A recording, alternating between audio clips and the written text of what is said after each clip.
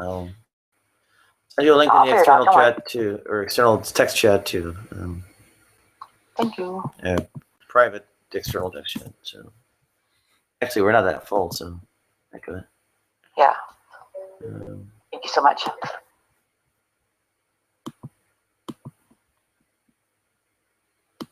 Yeah, I'll just like dump it on the old one. I'm sure I can get it from here. Okay. And let's try and bring Alexandri and our doors and what else is missing? I forget.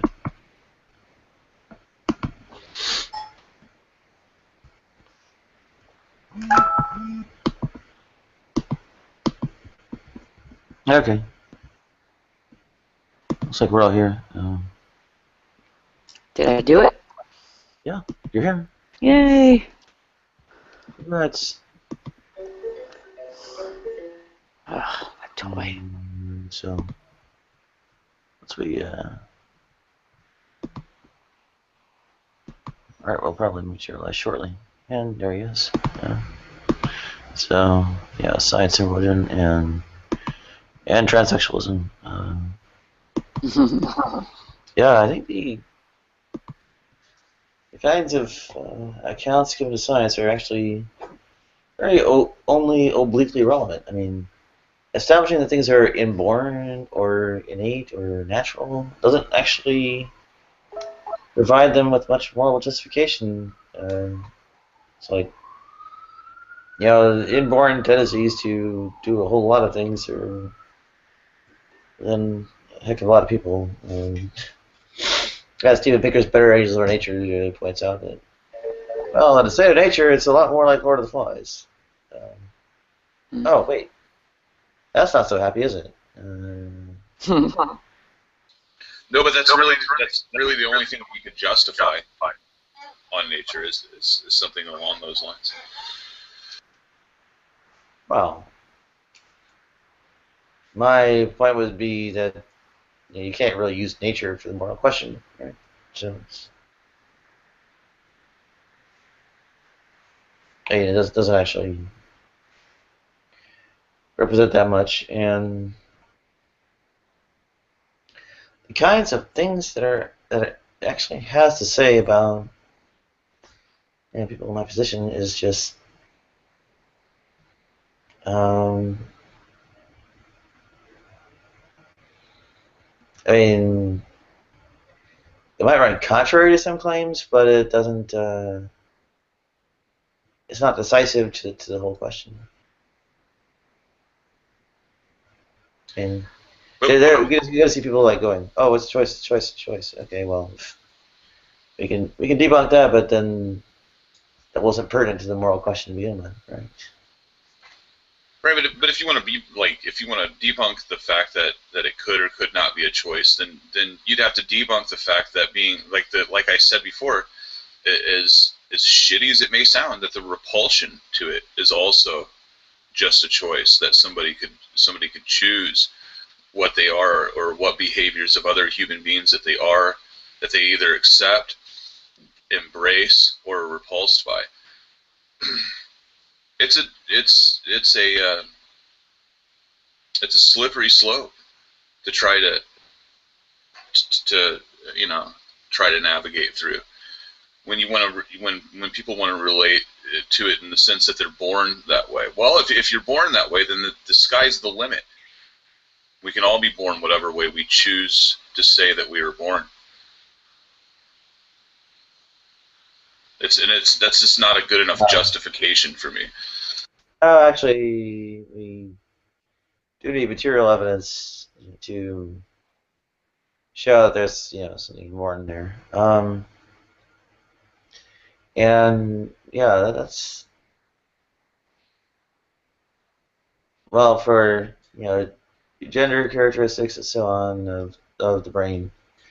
That's a very different story for something like the repulsion to them and so on. So there's a greater weight of evidence toward inbornness, etc.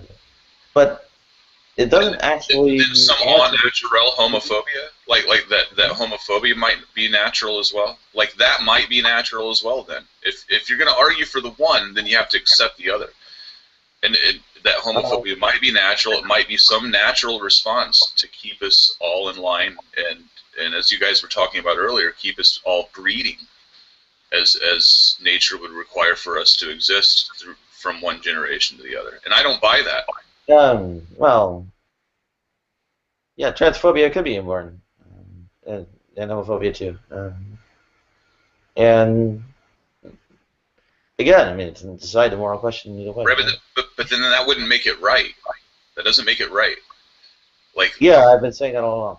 Right, but you can't say that one. But what I'm saying is that you can't say that one is right because it's inborn, but the other is not right, even though it is inborn, or even though both could be, both behaviors could be.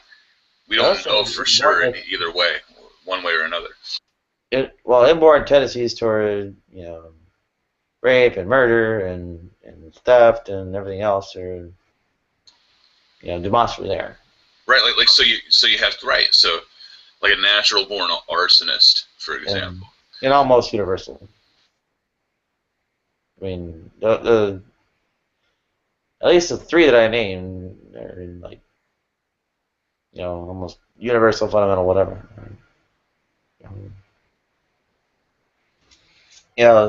Defeating the quote-unquote natural tendency in those cases is morally mandatory, right?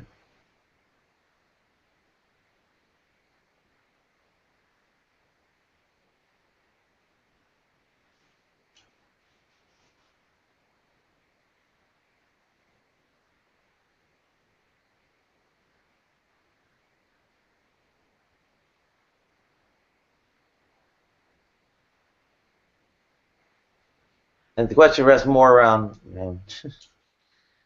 is there a moral mandate to defeat the inborn tendency or whatever kind of tendency it is? And actually, inborn doesn't actually even, give the whole scope of involuntary. I mean, things could be like, imprinted in some postnatal time, and it be irresistible despite being later. I mean, so in other words, like tumor cases of people getting tumors and something happening. They're going crazy in some kind of criminal way, but a variety of criminal ways from tumors. I don't know about that, but what I do know is that I don't consider like somebody's altered behavior because their brain has been damaged to be like any kind of argument for anything. You could very well, and I know that you won't believe this, but you could very well say, well, this radio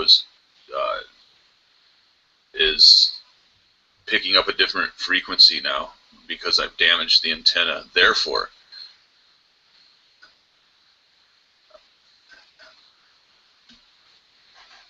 okay, and in what respect is the transmitter of the signal not part of the same system? The what?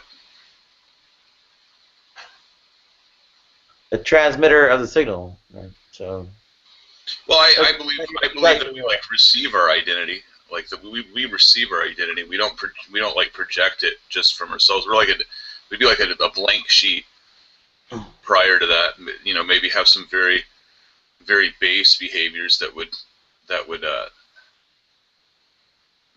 you'd be a much. Let me put it this way: you'd be a much different person if you were dropped off or on an island and you didn't have any other interaction with anything at all, but somehow could survive since like birth. You wouldn't be the person that you are today. So in a big sense, you have received a lot of your identity rather than have chosen it yourself.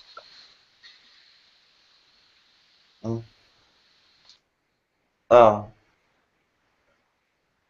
that's obvious. I mean, the three things I cite in general are formation, history, and circumstance, right? So, There is another side to that, though, unfortunately, that somebody will bring up, and probably me, because I get told all the time, well, but you choose to accept that. What is given to me, I mean, I could be dealt cards, but I don't have to choose to play them, you know, so I don't know. I mean, at a certain point, we're not choosing. In the beginning, when we're small children, and that was always my argument, is like, I didn't ask for any of this, so... Yeah, you're right. Why did you? Well, you're dumb. That brings in the whole antinatalist thing. Did you get permission from your unborn child to? It's a valid point, though. Like, you've got the yeah. You're right. Well. You are exactly right, and I will not even. I won't dispute that. That's why I said, it's like, okay, of course on that, especially since I just talked about whatever unconscious language or language that would go on between mother and unborn child. So. Yeah, that's what I'm saying. You've got to ask as well, like, did your spirit consent to be, put in that body if you grant spirit? You know what I mean? So. Damn you, you young. Now I can't be mad at all those. Oh, come on now. I would never. I'm gonna have to leave a productive life. What was that? I would never have consented to be put in a male body. That's what I'm saying. Like, why is that? The way it is. Then, if you didn't consent to it spiritually, you've got to question why reality is structured in that way, don't you? Which lends credence to the sort of anti-natalist argument. The problem is most of them are sort of atheists and don't grant the metaphysical. So, Well, yeah, when you think about people that talk about reincarnation over and over again, there's some kind of, if you do this in this life, then the next life you'll be something else. So, I mean, there are some metaphysical thoughts about, I guess, about twin souls and spirits and stuff that will, like, kind of chase each other throughout the universe and play different roles, working something out, some cosmic thing out. I mean, there's that belief, right? You're talking about soulmates? Yeah, soulmates, but not in the sense that most people think of it, because I don't think the way soulmates really are the way... They're not the one person that you find and live your whole life in perfect bliss with. Is the way I understand it.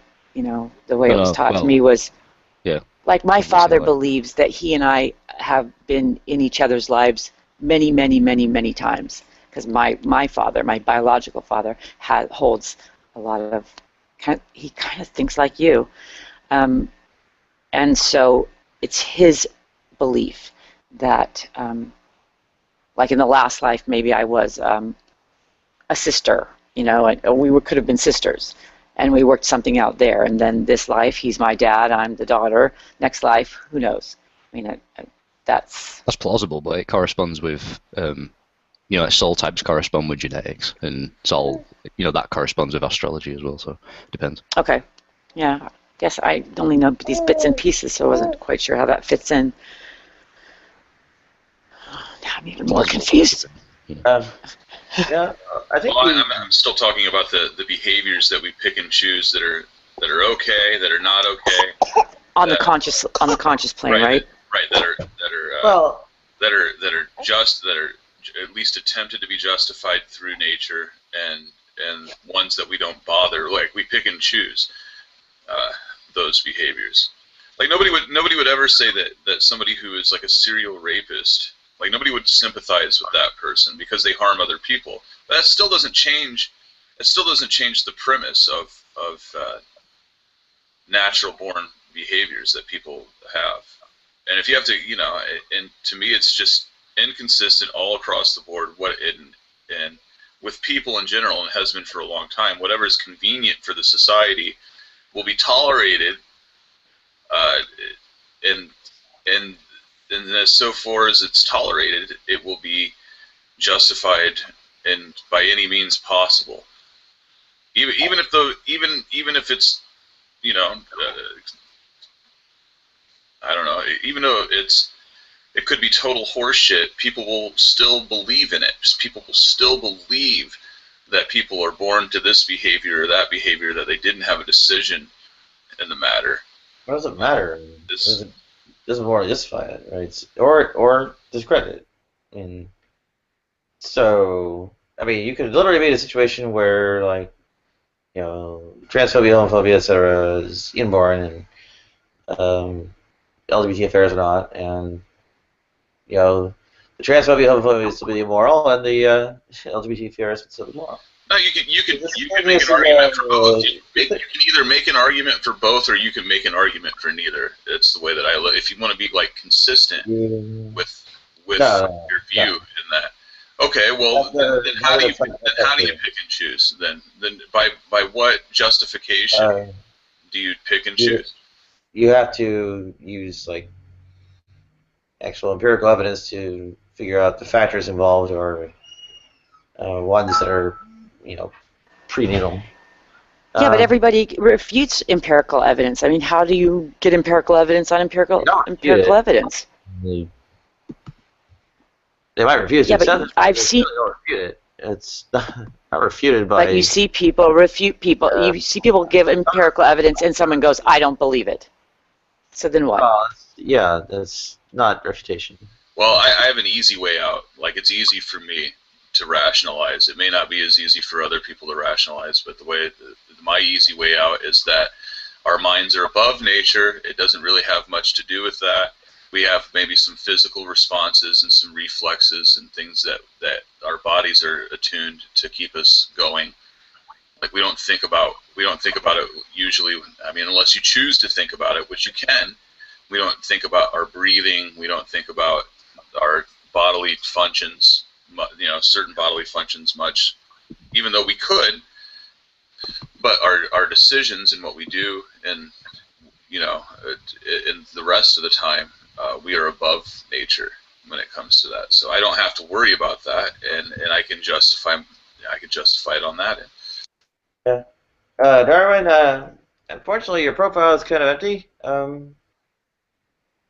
I'll tell you, this hard to bring you in when there's so little info.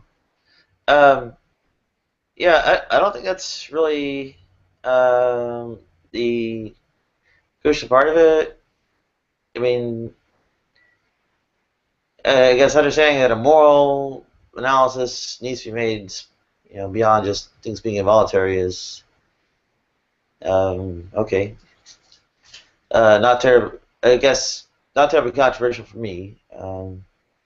I think the only kind of real stake in the argument about innateness is that sometimes it's specifically claimed that it's not innate, and would basically discredit, in some sense, discredit the source, but turn into a little bit of ad hominem, so to speak. But it's still. And it's also, well, something that I guess we investigate ourselves because and we wonder where the hell did this thing that is making my life hell come from.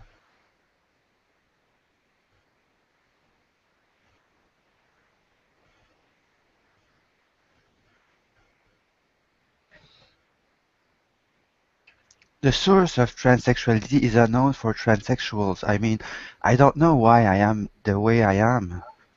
I'm not sure if I was born this way. It reminds me of the song from Lady Gaga, Born This Way, but that's just like bad reputation or bad. We're trying to define ourselves. Why did we invented language? Why are we trying to define ourselves or define the undefinable? It's like we want to compare, I don't know, tomatoes to orange. You cannot compare them. You have to taste them. If you never tasted a tomato or an orange, it's like every human being is singular. I believe in the singularity of this present moment, and things happen in a cycle. It's like there are events in my life that repeats and repeats and repeats. And why is that? Maybe because of the mistake I did in the past. And when I paid for my mistake, the event doesn't repeat anymore. I'm free. But all I want to do is like I want to be in nature and meditate all the time, be like some guy I heard of over the internet that he never eats, he never drinks, he never eaten for more than 10 years. He's been followed by medicine, But I medical. think I think we heard about that, honey. I think it was not true. And I remember Art knew it, Sai Baba or something. Yeah. I But think it turned out that that man was then not maybe true. I am just masochist because for the last 2 months, it's like I survive eating only 1 or 2 meals a day, and I'm out of cigarettes, and I'm going to have a pay tonight and buy myself more food and more cigarettes, and it's like I'm I'm stuck in my habits, and it's hard for me to change my habits. I think my habits keeps me alive. My Mm. habits of putting clothes on, and where I think we're the most lazy creature on earth. We need clothes. We need Yeah. why can't we go naked on winter like the bears do and live in the nature without houses, or it's like we reproduce like the cavemen. I think I live in a chest because I lock my door every time I sleep in my 1.5. I live in a very tight place, and I wish that the whole everything. I think that everything is like a test. The only books I read are information that repeats that my thoughts come from somewhere else. Everything is don't believe in anything. Don't believe. That's the only thing I see everything around myself. I mean, I kind of believe that I live in an illusion, but those illusions follows laws, and since I am aware of those laws, it's like we live in a kind of dream, and we control ourselves, and I Mm. think I'm a spectator of my life. I witness my own life, but at some point on most of the time I'm on autopilot. I doesn't make any change or decisions. The decisions were made in the past. It's Mm. my decision, but it was made in the past, and then I just follow the consequences. It's like I want to change my life, but I have to find the buttons, and then changing my life, it's not be easy. I have to find out I'm looking for other jobs, or I don't know. You know, Commando, did you hear what she was just saying? I mean, people need more money. I mean, the economy is like, why is it inflation? Why are the price of everything raising up and my salary is not raising? It's like I have to work 6 days a week now. Just a few months ago, I was working 5 days a week. Just a few months ago, I had a full-time job, and things happened because of my decision, because of my karma, and there are things that are beyond my control. I do not control everything. I feel like a puppet, or I control s- tiny points about my own life. The rest is things that I've chosen, and that I agreed, and that I have no choice to agree. It's like a tacit contract. Yeah, I think Commando might have a perspective. I don't know if it would be something that would sit right with you. I don't know that it resonates with everybody, but do you have a thought about that, Commando? What in regards to what? Uh, about that she sometimes feels like everything has already been, that she's just kind of responding to what's happened in the past, or it was predetermined or something, and she wants to change her life but feels like she is stuck and is powerless. And I'm wondering if there, I mean, Um, how. yeah, I mean, it's like I said to her in the side chat. Like, it's essentially just it's perceiving how the ego's reacted to certain higher influences. So there's those could be your own, or they could be Mm. artificial, I suppose. Yeah, I mean, because I'm kind of going through the same thing, Alexandria. My life has changed 100%, and I now have this opportunity to create my own identity, and I don't have one. So I feel like, I mean, I can almost relate, not really, but it's like I have no sense of self. You know, that these things were done to me. You know, my mother was this and that, and my father had chosen that, but yet you know, for me, I feel like there's always been a kind of intrinsic selfishness about me that wants to just kind of float through life and do what I want to do, and I always gravitate towards people and caring for people. And so every time they say, well, what about evolution? How do you feel about that? I go, I don't know. How does it help me today? What does it do for me today to make myself feel happy and alive and just experience everything that's around me?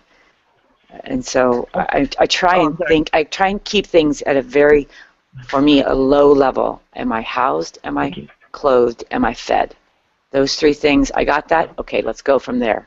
What else is essential after that?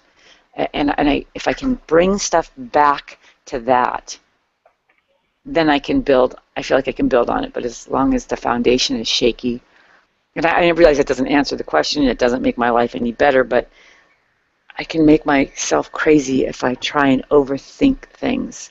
And Eckhart Tolle talks about one of the greatest, in his belief system, one of the great addictions is thinking too much. You know, that we just think too much. Overthinking, overthinking reality in general, I think, is a good thing. Yeah. Because What, you think it's a good thing to overthink reality, or no? Yeah. Yeah, because it causes some sort of, it causes a state of trauma that I feel is necessary to experience to sort of understand what reality is about. So I'd sort of encourage overthinking. I'd encourage depression. I'd encourage all these sort of negative things. Okay, you and I are going to have lunch, because I get just when I'm going down one road, I'm thinking, bloody hell! Now I got to okay. Yeah, see, I don't know that I can. I don't know that I can go along with that. But certainly, my life has gone down that road. So, it's interesting. And welcome, Evolution Foss. Good to have you on again. Yeah, hi. Well, what if I want? Oh, sorry. Go ahead. I didn't want to interrupt, but I just wanted to say something about my neck. But go ahead. Oh, well, go ahead. Just tell us about your nick. Okay, I'll just make it real quick. I have a couple of alternate nicks, and one of them is Darwin's Deity. And when I entered the room, I got bounced. Oh, yeah, that's not quite what happened. We have to not broadcast people by default because I guess various kinds of attackers will try to broadcast pornography to, cause a violation. So we have to go by profiles if we don't recognize them immediately. And okay, no problem. Yeah. No offense taken. Well, I'll recognize that next time if it pops in. Actually, I can still find it if it hasn't quote unquote left the hangout. Yeah. Well, the reason why I used it is I'm a regular in Pal Talk, and I have a couple of regular hardcore stalkers, and so I decided to switch to an alternate nick to avoid those. You're stalkers. the guy. You have that. You're the one that has the challenge out to the atheists, aren't you? A challenge out to the atheists? I don't know what you mean. Well, no, maybe not. Maybe I'm wrong. Yeah, I'm not an atheist, and I do debate atheists, but I don't have a specific challenge. No, you don't have a YouTube? Oh, okay. He's not the one saying. I don't have a YouTube channel. No. Yeah, he's not the one saying 60 seconds for debunk or whatever. So, yeah, in fact, evolution's pretty sophisticated, and will at various points make statements or whatever longer than 60 seconds themselves, right? So, and that's just the course of conversation. Yeah, I have relatives over for a couple of days, so I won't be chatting as much. Oh, well, that's fine. In principle, we don't really want shouting matches. We're looking for a little bit higher flown, but it happens. Yeah, I guess we're having a nature and nurture, and it's a relation to morality sort of thing here. And what was do you know who the person is, Sugar, who has a challenge for atheists? Do you know who that is? Yeah. What kind of atheist? Oh, no, he's not an atheist, but I'll get you his name, and you can check his thing out on YouTube. Oh, okay. Sure. Yeah. Yeah. I think where I was at was in terms of calculation. I not so not so convinced that thinking things through is such a quote unquote bad thing or whatever. I think there can be calculations or whatever that actually take a while, and well, it's fine to keep doing the multiplication of 100 digit by 100 digit numbers thing, right? I mean, you'll eventually get an answer. Question is, well, do you know if you'll eventually get an answer, or if it's like that, or if it's just, or if it's quote unquote not converging, which is a different question. So, Alexandri, out of curiosity, Alexandri, since you feel like everything's in this big fluxing data chute, do you feel like there's any gravity or magnetism that's going to bring it back down, that's going to rationalize you, or do you think you're going to continue in bordering irrationality because it's all just happening? Was that a question? My life is a roller coaster. I border irrationality on a daily basis,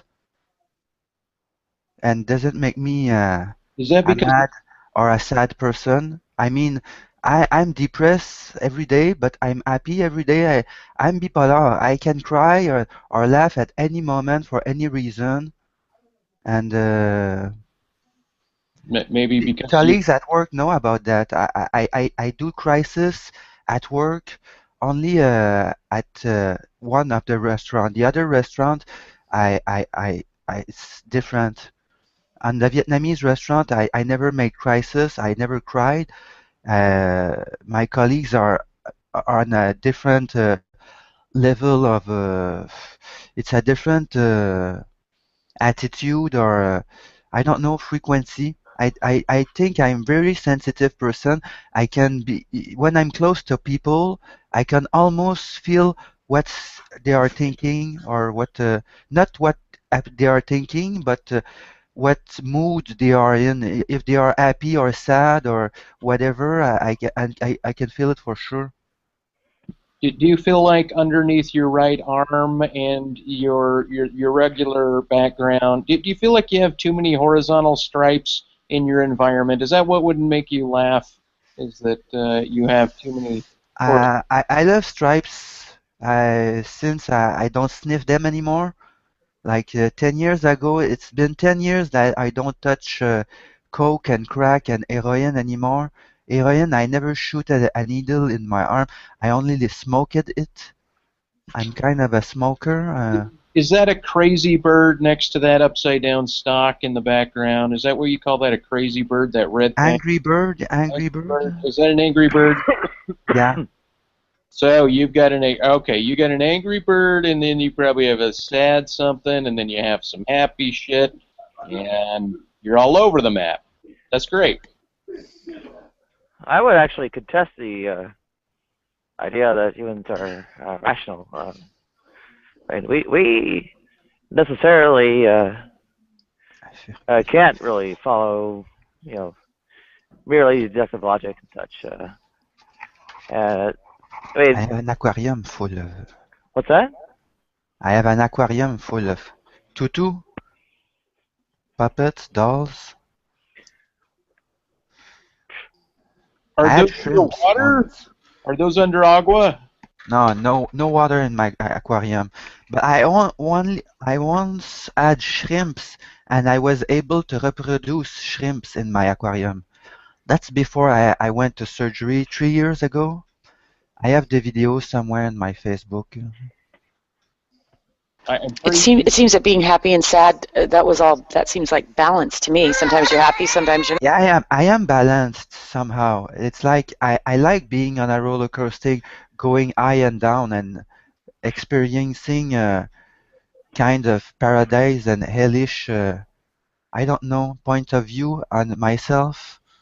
It's like I'm in some point up in opposition to myself. I also listen to music that contradicts itself. Like it's like when I listen to Bob Marley, it's not the same thing as I listen to Wom Scott or Grandel or Oh, Abigail or it's like oh, Anyway, have you seen yeah, I FGFK? listen to all kind of music, jazz, classical, reggae, even country, western, Johnny Cash. Alexandri, send us all your Amazon wish list for Christmas. Amazon wish list. No, my wishes are not material things. My wishes is to have more energy exchange with the humans. My wish is that we discover that the humanity is a dysfunctional family and we are all brothers and sisters, and that love can heal us all. Only love. Well, speaking of dysfunction in humanity, evolution is false. Welcome back to the room. Well, I thank you, love Love that. is evil, thank you, but yeah, thank you, Michael. sometimes I thought that love was Yeah. evil. Um, No, love is the answer. Love is so, everything. That's no, I mean that love was unreal. It's a fabrication. I believe that people love me, but in fact they don't love me. And no, I'm sure that love is real, but it's not unconditional love. It's like I cannot love people as pure as I love myself, but I think love is relative. It's like you love to do some things with some people, or maybe well, Mhm. people love objects and we don't love beings anymore enough. I think It's there's like many well, different loves, and there are many different. Oh, go ahead, Nadia. there's love is something. It's important, but it's not everything. Go ahead. Well, I think there's many different layers of love. I mean, the way you love yourself has got to be, I think, at the core. I think it's the unselfish or the selflessness, or I'm not quite sure which direction it goes in, but when you make yourself the most important and you fill yourself first, you have so much more room for others. And I and I think the way you love somebody, you don't just fall in love with somebody one day. It grows, and different people you love something different material, different than you would a human. But that pure feeling of acceptance and loving. Like, I love humanity, and I know there's pieces of shit in humanity, people who don't even deserve it. I tend to live by all life is sacred, but many people say no, all life isn't sacred, and I say bullshit. That's for me. Does that mean that everybody's worth our time, or that we shouldn't punish them or shouldn't be mad at them? No, but I think it's the only way I survive is just by knowing that each and every one of us is the same Well, at our energy level, you know?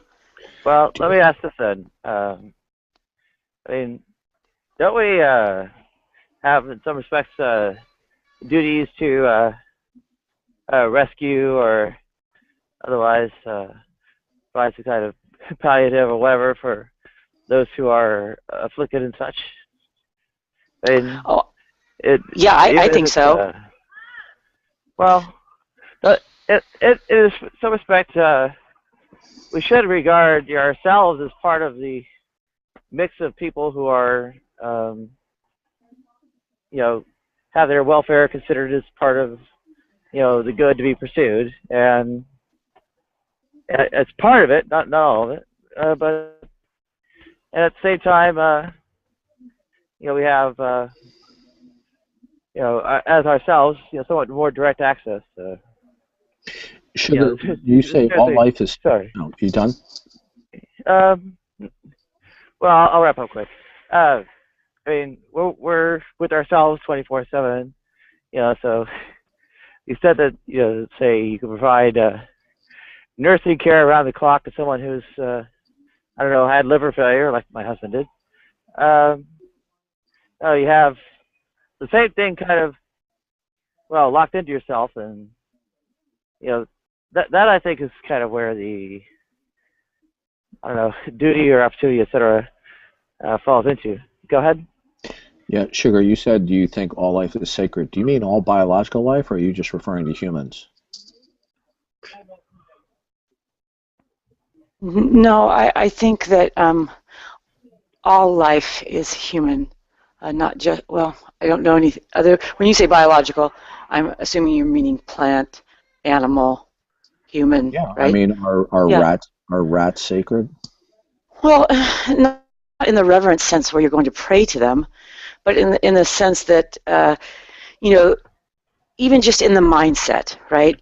We build this big civilization and we concrete over everything, and then all of a sudden the spotted owl is an issue, right? People are all upset that because we've encroached on their area. Now, does that mean that I think we shouldn't build? No, but have the mindset to know the reality that you're encroaching on that species' home.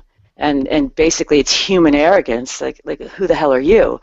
But I'm a realist, of course, and you know, so you Well, think about, when you think about the reality, is there an alternative? Or well, let me ask you this: if your home was infested with cockroaches, would you use cockroach poison to get rid of them? of course I would, Okay, so then right? cockroach-like isn't sacred then, right? I didn't say it was sacred. That being sacred, like I said, doesn't mean that you're going to necessarily not have to address something in a certain way. If somebody is coming after me to hurt me, I will shoot you. You know, Okay. but I'm going to respect the fact that that person's life somehow went awry, and how horrible it was that they got to the position where they felt that they needed to attack me. I did have to defend my life, but you know, it's almost like this being conscious of how things get that way, because I think we get really unconscious, like, oh, that person's just, you know, I mean, like child molestation, right? Pedophilia. I mean, it goes on and on and on and on, and it seems like nobody wants to talk about how it's just coming, it's just pouring down from generation to generation to generation. And Do you think that human beings' sacredness is equal to or higher than rats? I don't think it's an equal to. I don't think that we're equal on the same level. It's about understanding or respecting the reverence of life. I mean, just the fact that we all live together. It's getting rid of that arrogance that says I'm better than anybody else. Does that mean there isn't a hierarchy that, you know, like the lion's going to eat the smaller animal? No, that's just the way of the world. But like the Native Americans would, you know, give thanks if they had to kill, when they Well, would then, kill an animal, they would, you know, well, what thank is it? it, the spirit. Okay, so is pathogenic um, microorganisms, are they sacred? Well, do they serve us a purpose, a positive purpose, or Are a they negative purpose? are they sacred in your view? Is the fact that they are in our world and that we all share the environment and somehow are symbiotically living off of each other. Is that how they're involved in us, or are they completely outside of how we live? Because we're all intertwined, right? Right, but is pathogenic microorganisms that cause disease and death, are those microorganisms sacred? Evolution, your If ears aren't fucking sacred. You fucking. Why don't yeah, you? I know what he's saying, and I know what he's trying to infer, that, you know, is somehow lofty and idealistic and this utopia. And of course, I'm a fucking realist, like I said. Disease is bad; it's really horrible, but it's here, and it's here for a reason. And I didn't start it, and you didn't start it, but it's part of our whole fucking Well, existence. So it I'm is just asking all you. sacred. And in the fact, when I say sacred, I guess I should explain that. When I say sacred, I mean it should go with it should have an acknowledgement that it exists, you know, in and of itself. Hold on, I gotta take care of my granddaughter. Right down to the cockroach, right down to the tomato, right down to all of it. I mean, think about it, evolution. You're so busy questioning other people as if to get them in some sort of ziggurat, some sort of pyramid of hierarchy that where each level is segmented off of the next. And you're just sitting there questioning her, trying to browbeat, instead of just seeing, like she said, an awareness that this is the case. You may have blessed your food, right? But did you ever think about what it would mean to attempt to empathize with the tomato you're cutting before you cut it? Wipe your ass. Yeah, all the bacteria. Spit your cum out. Yeah, that's got some life in it. Yeah, I mean, whatever the hell. Cockroaches. Yeah, it's all alive. It doesn't mean you can't be aware of it. So why don't you just, instead of the Socratic bullshit method, why don't you just tell us your point and why you're here? Michael, and also one never spits. That's just horrible. Okay, please. Yeah, this.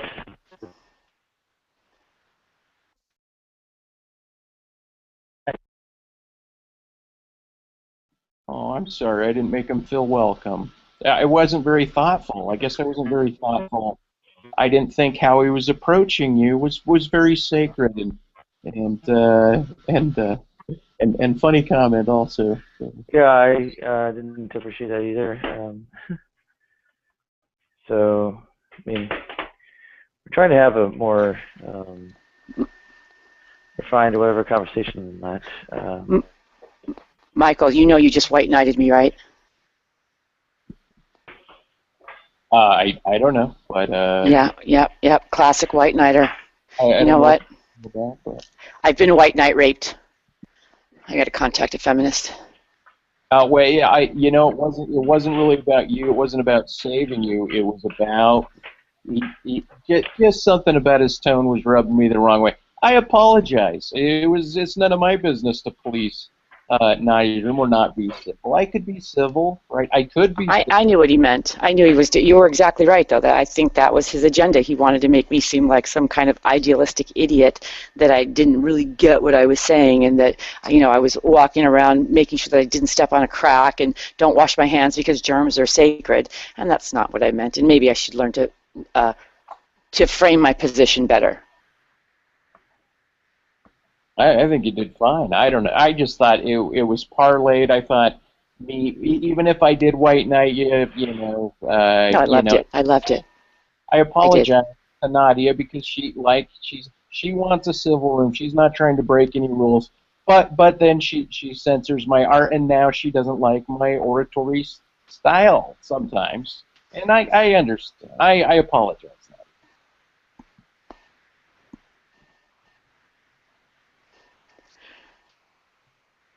Well. That being said, It's funny because I get you, Mike. I mean, I know when you're being, a little hard-edged, but when you're really explaining stuff and it gets a little abstract, I have this weird understanding of it, and I hear other people go, "What the fuck are you saying?" And I'm like, "Come on, man, just open up your mind. Just let it pour in. It'll find its own little place. It'll put itself all together." And I think, ignorance is bliss. So I'm the simplest one in the room usually, and I feel like I get it. I can't necessarily articulate it back to you, I mean, exactly the way you gave it to me, but I get it. Whether I agree with it or not, I get it. I get you, man. I get you. It's kind of like, I expect some polite slaining. Yeah. It actually looks like he had a dog issue, so he might be back. Still, if I mean, at the risk of tone policing, tone police. Hey, try to make it a cordial sort of affair. Viewers, be damned. The viewers I'm really trying to bring in are the ones that are watching for content, not argutainment or just sort of being entertained by conflict and shouting matches. That's a great. Sorry, go ahead. But Nadia, you really felt like his approach in question answering in that manner. You felt like that was content filled, right? You thought that, because it was cordial, you felt that was content filled. I mean, like I said, I don't need to be a policeman, but I mean, it's almost like I mean, I could still disagree, right? There's just got to be some sort of more of a dinner party aspect. I understand, don't tell the company to fuck off. That's not good dinner party thing. And I can't always be Joe Pesci, and so. Well, I guess request to say take a position and actually stand for something that itself is a subject to challenge as our own, so that ultimately we're not the only ones being challenged, and so it's more than a one-directional interrogation is possible to express in ways that aren't hostile or going to scare people off.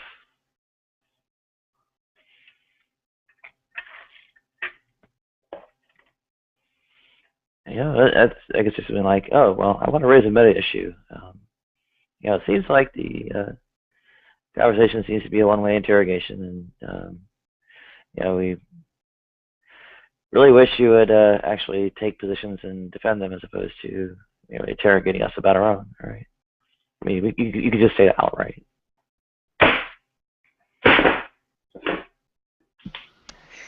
Yeah, I see value in both. I get it, but The thing I is, feel, right? I mean, but it's your room, it's I mean, obviously. Well, yeah, there are quote unquote bad actors, and one has to actually make the connection somehow, engage them, and in order to quote unquote confront and challenge it and all that. And as those effects, when they walk away, that effort to engage the things that are going quote unquote wrong with the world and all that, it falls apart. I mean, okay, you aren't actually talking to each other, and now where's the effort at any kind of persuasion or even just examination to be presented to whatever audience, right? Yeah, It ends. So you actually need to keep the Mongol line, keep it going, and one of the ways you keep it going is by avoiding scaring them off. Go ahead. I really do though appreciate the way Michael perceives things, and there's a few people in the community that are, I think, really good at perceiving stuff like that, because I think not everybody sees that coming, that kind of questioning, and I hear what you're saying, so I can appreciate it. I wish I had like a little flashing light that when Mike would start to talk, that you could flash in front of the person saying, these statements are going to be challenging you in a way that should not offend you but make you think, and I wish I could give him that, because I do feel uncomfortable sometimes when new people who don't know his demeanor, they don't see that it's a challenging statement. It's a way to challenge your own thoughts and shift your own paradigm. So I mean, so yeah, but still, and welcome back, Evolution Pulse. Still, Michael, tone police, whatever it is. Right. Okay. Try and keep it on level. Yeah, I mean, I take it like you're commissioning an art piece, and you would like the piece to have a certain thing. And if I bring in, if the paint's too thick in the z-axis and the emotional axis or the abstract, and that's not what you commissioned, then I'll get back to work like captain of the town. I understand. Yeah, no worries. Well, we had nature versus nurture. Without further moral ado, questions again. let me formally apologize to Evolution and extend a hand across the aisle and let you take the floor. If you're a Christian. He's a Christian too. You're on the same side of the aisle.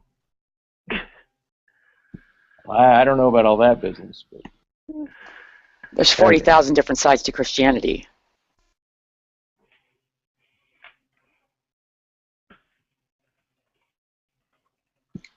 well, now see in the sidebar you can see that Evolution doesn't, in fact,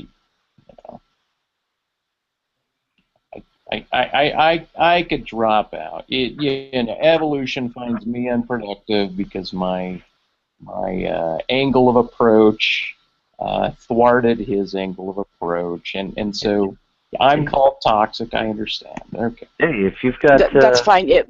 People's angle of approach is often to just dominate another human being, and if that's fine, if you drop, I'll drop, then that's what we do. yeah. Well, if I don't know, Michael, if you can I don't know, spin your wheels for a little bit, that might help a bit too. Well, I actually I have a phone call to make in 5 minutes. So which is one my time when they're getting back from lunch. So I will be dropping anyway. But until then, that's 5 healthy minutes we got to let it out, Evolution. Tell me what you really think. I can't see the sound check, by the way. I don't think Whoa. I need to go that direction. I think just hey, de-escalate, disengage a bit. When it just turns into a shouting match, and the kinds of things that might be more productive that other people could engage with, end up getting filibustered out of the scope. Whoa, evolution. Okay, well, granted, worse things go around, but still.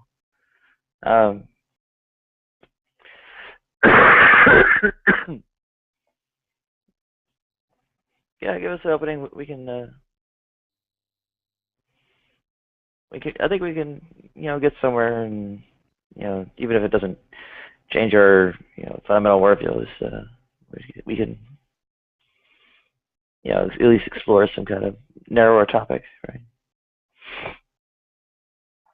Like the nature versus nurture, and the sort of limitations in our loci of control, right? In even what a locus of control means in some kind of deterministic context, right? Ultimately, like, causation of our internal affairs always goes back to some external root. And do we have any locus of control at all? Well, or what are we trying to refer to by locus of control in the deterministic context, right?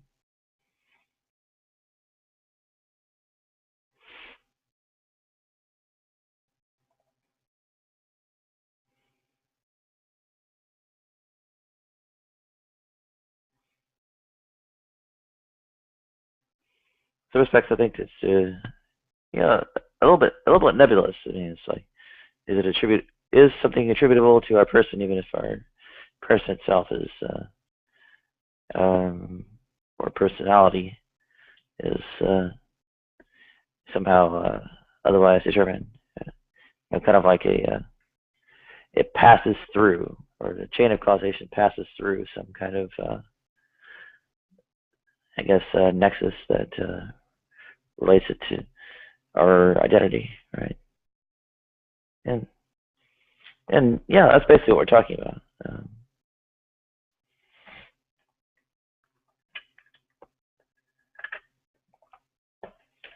It's just kind of a midpoint, or whatever it is in the chain of causality, where we say, okay, if it goes through here, then this is a cluster, say, is part of the moral and so on responsibility, and part of the I guess our own kinds of abilities, right? We don't need to actually be able to do otherwise, or have alternative possibilities, or lack any causation whatsoever. It's just that that nexus is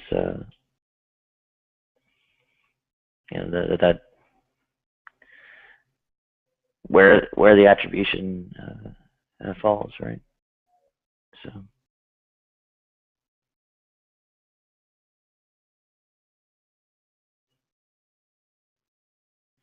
That's why we're able to attribute things to or say things are reflective of our personality or character, even if they're isolated acts, right? I mean, did it go through that nexus of causal affairs and be within the scope of our identity, or personality, or personhood? So it's not terribly mysterious. It's not some kind of absolution of all immorality. And please, Michael, antagonist. Well, both of you, antagonism is not the way to go here. Michael, just make your phone call.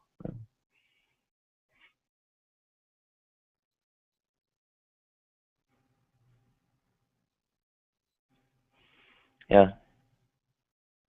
It's best to drop out so you can get back in later. Yeah. That's all right. Thank you.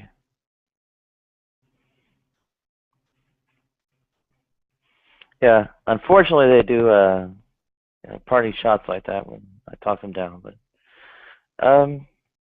well, actually, part of the whole idea is to I guess confront bad actors in a way. So I mean, if it's just that they're being bad, we have a little bit of a problem, right? We wouldn't have people to quote unquote take on and address, right?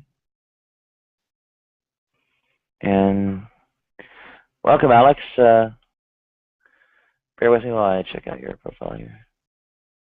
Is that hang on? Is that Ludic?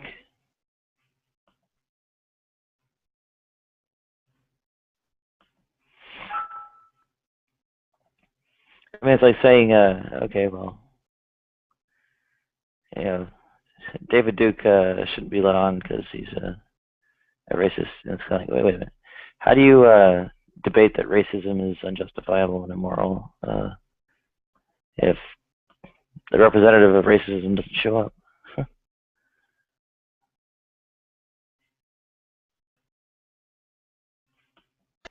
If you guys are having a conversation in side chat, not all of us have side chat. I have no idea what's going on or what's being said. Okay, I can't figure out who this person is. George Martin, I know who it is. Welcome, Belgium. Good to have you on. Do you honestly think you're fucking funny fucking with my friends? Seriously. I'm sorry? You're a fucking ugly little cunt, mate, and if I ever see you, I'm gonna fucking slit your fucking face wide open, yeah? What did I do? Angry Is it me? little fucking spastic. Okay, right, let's first off, you're 17, so you're not even old enough to play the game. You're from Scotland, not Nigeria. And you annoy people and put them on YouTube. Yeah, I don't know what the hell that was. Yeah. What was that? He was playing a recording. It's a recording. Oh. It's a meme of this guy that got angry on Xbox Live. Oh, thank you for cutting that off. Yeah. See, the youth are important. I told you we shouldn't kill them off. Alex, bear with us. Trying to bring up your profile. Say.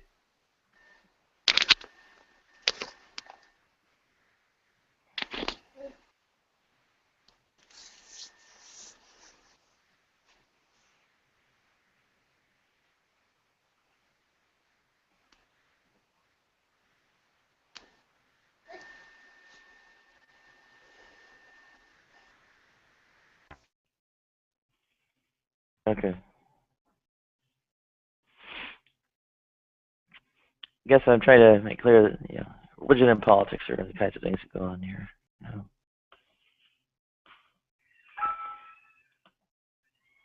I asked him if he was a Christian, Muslim, an atheist, or what, and if he was a fascist, communist, social democrat, or what. No. I guess he's talking about Alex because he's not responding. How's it going, Nadia? Yeah. Well, it's we're not making a whole lot of progress, but Hey, Dex. How are not you? dead yet. Yeah. Life's good. Can't complain. Oh well, evolution. I maintain evolution occurs too. For instance, will the percentage of people down to the last digit who are, I don't know, say have some color of eyes or another be the same every generation?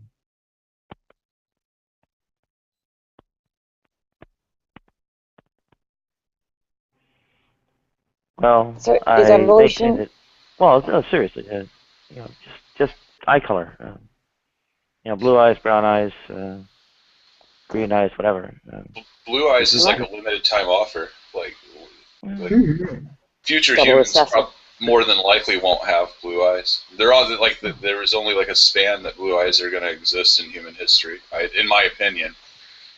Well, it doesn't actually matter. It's just The does same thing goes for blonde hair. Like that's also a limited time offer in humanity.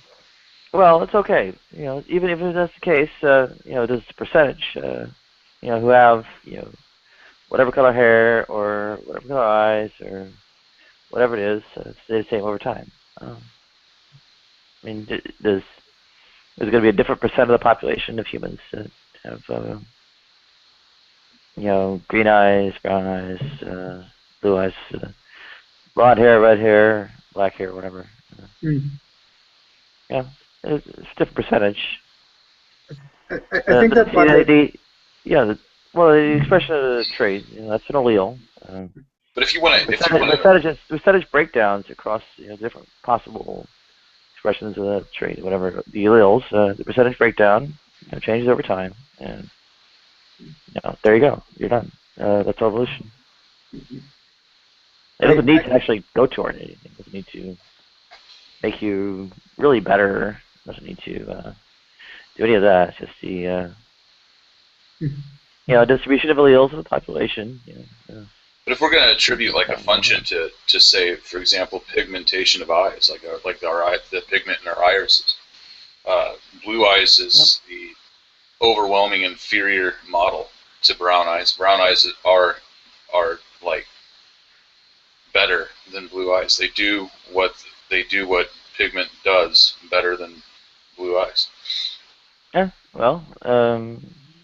Yeah. I mean. And on top of that, Blue eyes is a recessive is really recessive. Like it can really be wiped out easily and will be. No, don't worry about it, Sar. By the time, by the time that's the case, genetic modification within humans will be probably cheaply available. Well, so evolution once again, while we're trying to figure out whether we should, we don't, or whether we could, we don't decide whether we should. I mean, blonde hair, blue eyes, double recessive, Evolution doesn't seek the good. But evolution doesn't seek the good. I mean, evolution seeks differential reproductive success, so to speak, right? Whereas success is even kind of weird way of putting it, because it kind of almost says it's good while it's not really. I mean, it's kind of like, oh well, breeding horde of descendants into misery, something good to do. Well, I mean, you don't have to take on antinatalism to see, hey, you're in a bad area, situation, and so on. Hey, hold off on bringing kids into that, right?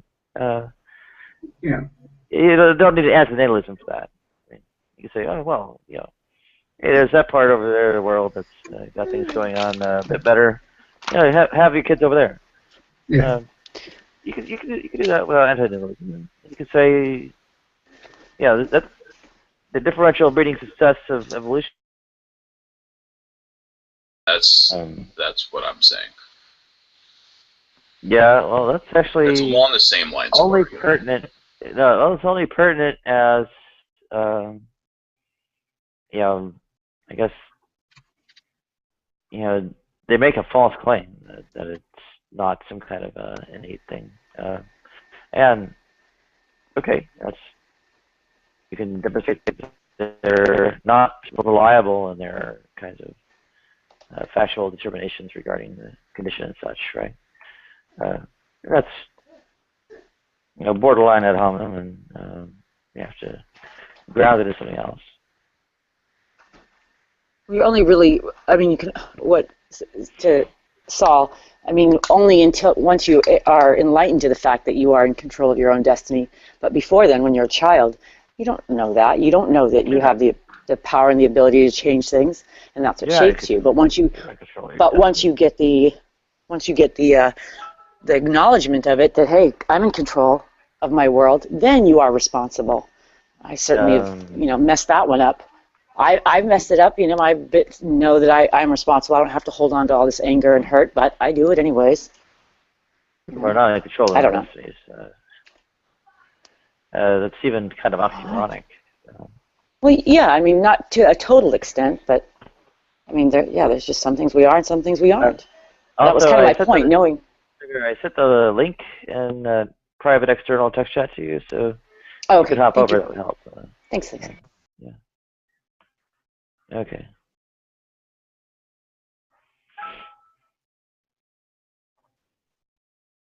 Yeah, destiny that some kind of control can be exerted over is rather oxymoronic.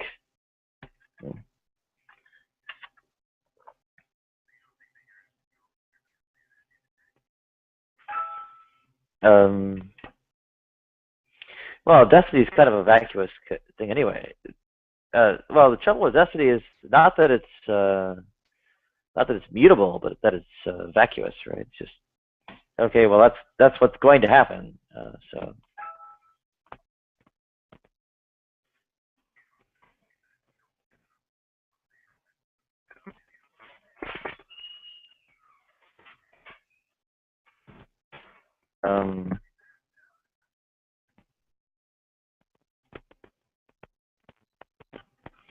G, you are making a fuckload of noise typing.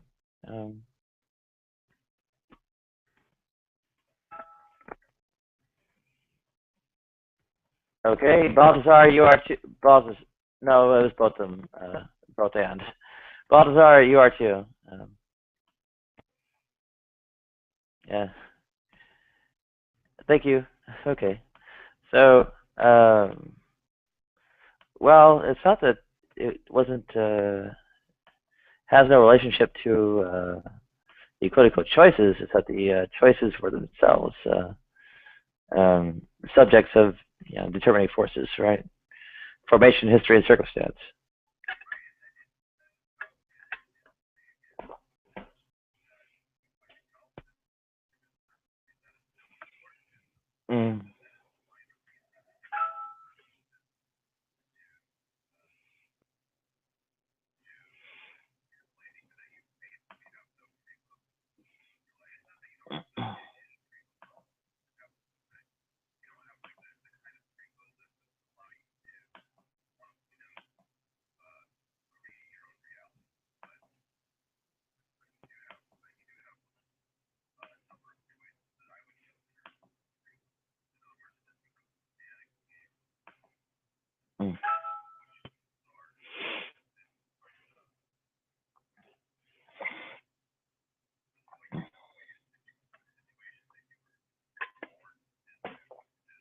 Well, my way of phrasing it is that, with respect to the choices, it's like a calculator choosing to display, one number as opposed to another, right? That's what it's kind of what our choices represent.